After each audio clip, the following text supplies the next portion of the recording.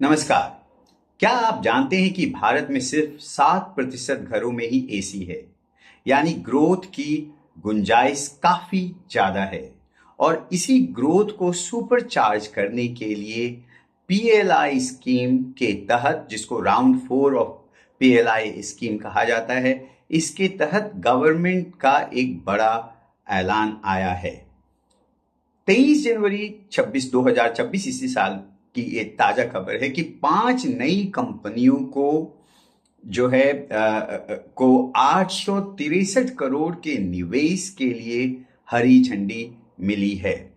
अब यहां पर एक वॉरेन बफेट की एक बात याद आती है, एक कोटेशन याद आती है, जिसमें उन्होंने कहा था कि opportunities come infrequently, when it rains gold put out the bucket not the टिम्बल।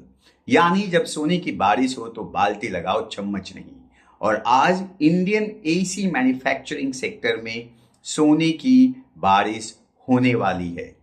इस बार सरकार का फोकस सिर्फ असेंबली पर नहीं बल्कि बैकबोन यानी कंपोनेंट्स पर है। मंजूरी पाने वाली तो जो गवर्नमेंट की जो पीएलआई की जो स्कीम है उसमें उसमें जो है गवर्नमेंट जो इंसेंटिव देती है आप इंडिया में प्रोड्यूस करने के लिए, और उसके तहत उन्होंने कुछ कंपनियों को पीएलआई स्कीम के अंतर्गत उन्होंने मंजूरी दी है। उसमें उस पॉलिसी में उनको परमिशन सा दिया है। और इसमें मंजूरी पाने वाली कंपनियों में किर्लोस्कर न्यूमेटिक, गोदरेज, बोयस और इंडो एशिया कॉपर जैसी कंपनियां हैं। अब ये जो वो चीजें बनाएगी जो हम पहले चीन से मंगाते थे, जैसे कि यदि आप अब कुछ जो कंपोनेंट है एसी की उसकी बात करें तो कंप्रेसर, कॉपर ट्यूब्स और मोटर्स इसमें शामिल हैं।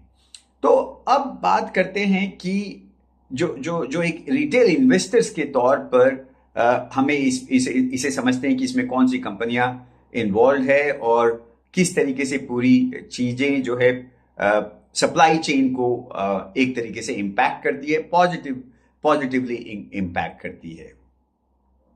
तो ये केवल 5 कंपनियां ही नहीं जिनको पीएलआई स्कीम में जिनका एप्लीकेशन एक्सेप्ट किया गया है, ये केवल वो ही नहीं बल्कि पूरी एसी सप्लाई चेन सेक्टर को इससे बेनिफिट होने की संभावना है।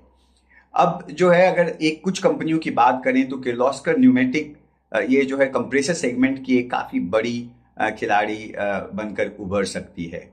अंबर एंटरप्राइज और डिक्सन टेक ये कंपनियां पहले से ही पीएलआई का फायदा उठा रही है और नए कंपोनेंट मेकर्स में इसकी लागत में जब ये नई कंपोनेंट बनाएगी तो इनकी लागत में कमी होने का इसमें आसार सा नजर आ रहा है। वोल्टास और ब्लू स्टार, इनके लिए लोकल सोर्सिंग एक तरीके से आसान हो जाएगी और निश्चित रूप से इनके मार्जिन्स में भी काफी सुधार होने वाला है। लक्ष्य बड़ा है, फाइनेंशियल ईयर 28 तक 1,90,050 करोड़ का कुल प्रोडक्शन यह करने का लक्ष्य रखा गया है। सरकार चाहती है कि भारत केवल अपने लिए ही नहीं बल्कि पूरी दुनिया के लिए एसी बनाए और उसे एक्सपोर्ट्स करे। जब सप्लाई चेन देश के अंदर होती है तो कंपनियों की ताकत कई गुना बढ़ जाती है और यह केवल आत्मनिर्भर भारत एक केवल टैगलाइन नहीं बल्कि यहाँ पे एक काफी बड़ा बिजनेस एक तरीके से इंडिया के लिए लेकर के आएगा। और एसी सेक्टर के लिए निश्चित रूप से ये जो स्कीम